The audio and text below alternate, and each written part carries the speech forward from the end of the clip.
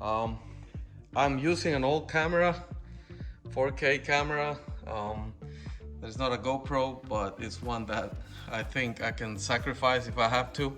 So I'm trying to capture some of the some engine video down there. I don't know how that will work. I don't know if it will resist the heat.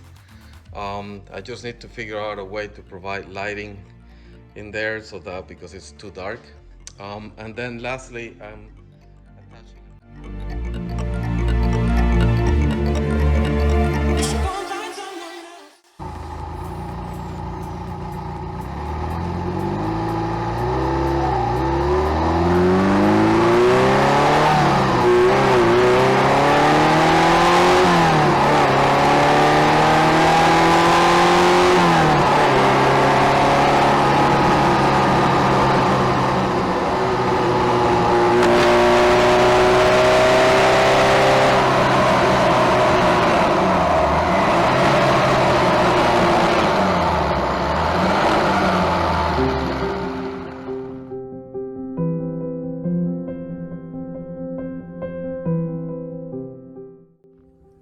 Alright guys, I almost burned down the Ferrari.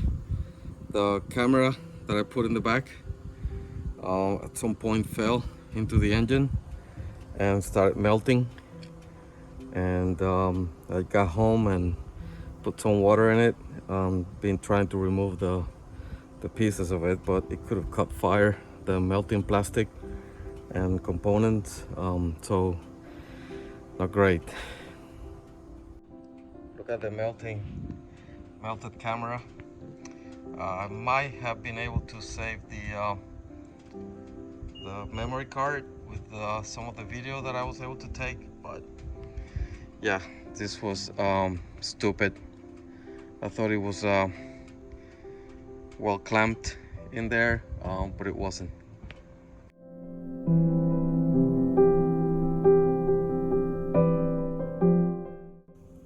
Alright guys, so it's the next day. I admit I am still a bit shaken with what happened yesterday. I realized that the melting camera plastic and especially the battery could have caught fire, and that could have been catastrophic with the car. I mean, the potential for the car to get fire, that would have been horrible. So today I realized I found a new best friend. So this is a barbecue tool that I use to remove the molten plastic residue from the exhaust cover when it was super hot. I also use this magnet to remove any sort of metal particles, but still there is a lot of molten plastic in there, so I'm gonna use a Dremel tool to try to remove that. Obviously if it gets hot again, as it will, when I use it, there's a danger that that plastic, can ignite. So that's the challenge for today. Honestly, I look back and I still look at my old camera, and it's scary. So, but I did get some footage. You might have seen a little bit. You're gonna see more when I post the video of all the sounds in the Ferrari that I'm editing, which is great. And do I want to do it again? I want to do it again, but I want to make sure that this time there's no failure points. So I am taking some ideas, and I might do that at some point, because I thought it was interesting to get video from inside the engine, and the sound was fantastic. So let me go ahead and show you how it looks in there. All right, guys. So yeah, look at the plastic residue. I mean, there's not much, but it's enough for when it gets hot. I mean, I don't want to have to worry about it. So I'm gonna use a Dremel tool to remove all of that and get it fully clean, and then I can rest at night. Trust me, that was a scary moment, and I don't want to go through that again. I'm gonna show you the clamp that I was using to hold the camera, because I think it's gonna still work. I just need to reinforce it in a different way. Um, and at some point I might try it again with a proper GoPro. So let me show you that. Okay, so here's the clamp, which I hooked into the engine lid.